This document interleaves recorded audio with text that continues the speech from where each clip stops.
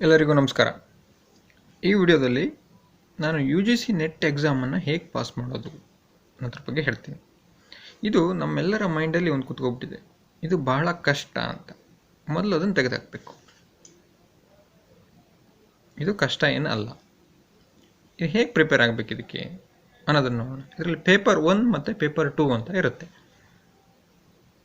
Paper 1 general paper on teaching and research aptitude ಅಂತ, paper 2 commerce related. Paper 1 50 ಮಾರ್ಕ್ಸಿಗೆ 50 question ಇರುತ್ತೆ. 2 marks ಒಂದೊಂದು question 100 ಮಾರ್ಕ್ಸಿಗೆ. Paper 2 100 questions ಇರುತ್ತೆ, 200 ಮಾರ್ಕ್ಸಿಗೆ. Total 300 marks. 3 ಅವರ್ಸ್ ಇರುತ್ತೆ ಟೈಮ್ ಎಕ್ಸಾಮ್ ಬರೆಯೋದಕ್ಕೆ. ಪೇಪರ್ 1 ಮತ್ತು ಪೇಪರ್ 2ಗೆ ಹೇಗೆ ಪ್ರಿಪೇರ್ ಆಗಬೇಕು? ಪೇಪರ್ 1ಗೆ ಸಿಲೆಬಸ್ ಇದೆ, ಪೇಪರ್ 2ಗೂ ಸಿಲೆಬಸ್ ಇದೆ. ಸಿಲೆಬಸ್ಸನ್ನು ನಾವು ಸ್ಟಡಿ ಮಾಡಬೇಕು. ಫಸ್ಟ್ ಏನೇನಿದೆ, ಸೊ ಆ ವಿಷಯಗಳ ಬಗ್ಗೆ ತಿಳ್ಕೊಂಡಿರಬೇಕು.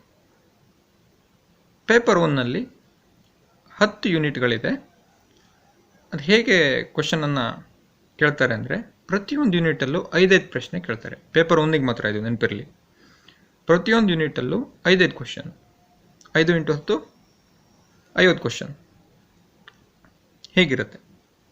ಹಾಗಾಗಿ ನೀವು ಹಳೆ ಕ್ವಶನ್ ಪೇಪರ್ಗಳನ್ನೆಲ್ಲ ತಗೊಳ್ಳಿ, ಸಿಲೆಬಸ್ ಕಾಪಿ ಪಕ್ಕದಲ್ಲಿ ಇಟ್ಕೊಳ್ಳಿ.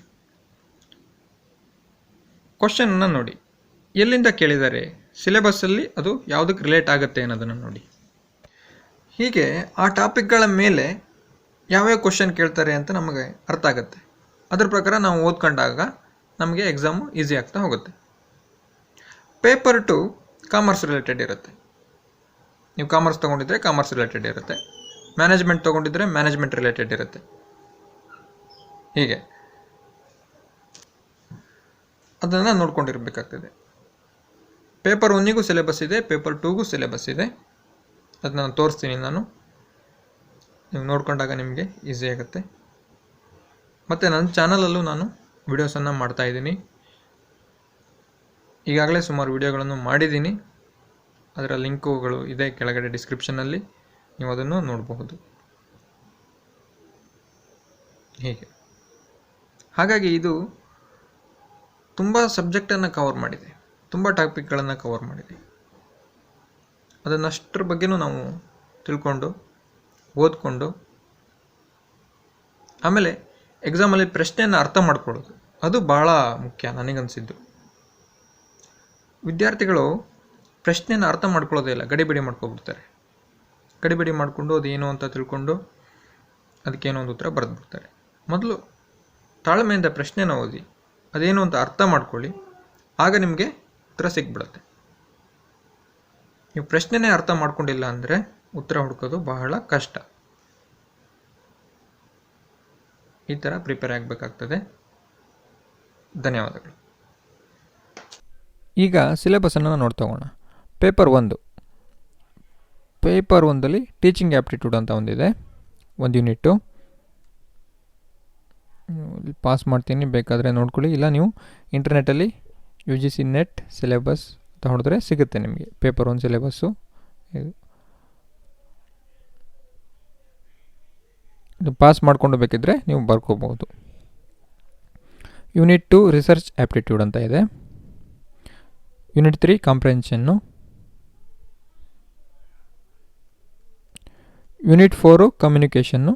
Unit 5 mathematical reasoning and aptitude. Unit 6 logical reasoning. Unit 7 data interpretation. Unit 8 information and communication technology. Unit 10 people development and environment. Unit 10 higher education system. ಈ 10 ಯೂನಿಟಿಂದ 5 ಕ್ವಶನ್ ಬರುತ್ತೆ. 50 ಕ್ವಶನ್ಸು, 2 ಮಾರ್ಕ್ಸು, 50 × 2 100 ಮಾರ್ಕ್ಸ್ ಇರುತ್ತೆ total. ಹೀಗೆ ಈಗ ನಾವು ಇದನ್ನು ಹೇಗೆ ರಿಲೇಟ್ ಮಾಡೋದು, ಈಗ ಒಂದು ಪೇಪರನ್ನು ತೋರಿಸ್ತೀನಿ ನಾನು ನಿಮಗೆ.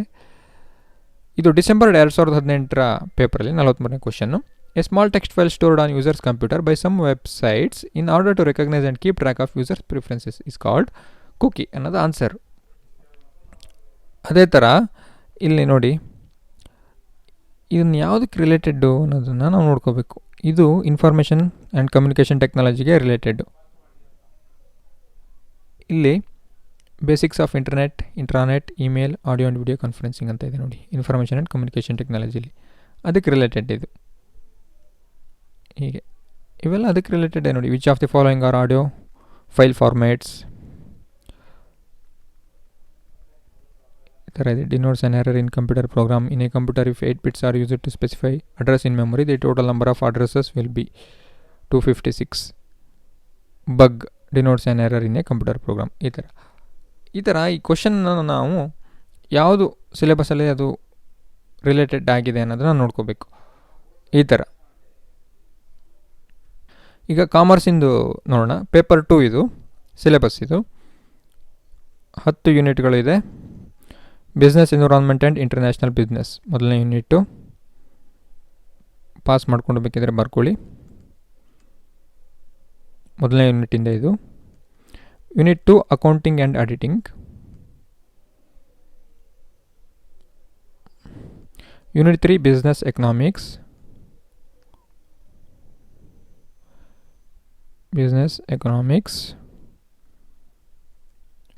Unit 4 Business Finance. Unit 5 Business Statistics and Research Methods. Unit 6 Business Management and Human Resource Management.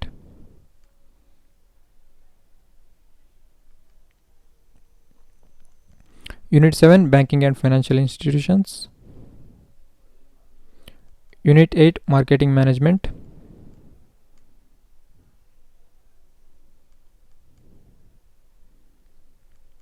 Unit 9 Legal Aspects of Business. ಇದು ನಿಮಗೆ ಇಂಟರ್ನೆಟಲ್ಲಿ ಸಿಗುತ್ತೆ ಸಿಲೆಬಸ್ಸು, ನೀವು ಸರ್ಚ್ ಮಾಡಿ ತೊಗೋಬೋದು, ಇಲ್ಲಿ ಬೇಕಾದರೂ ನೋಡ್ಕೊಳ್ಳಿ. Unit 10 income tax and corporate tax planning.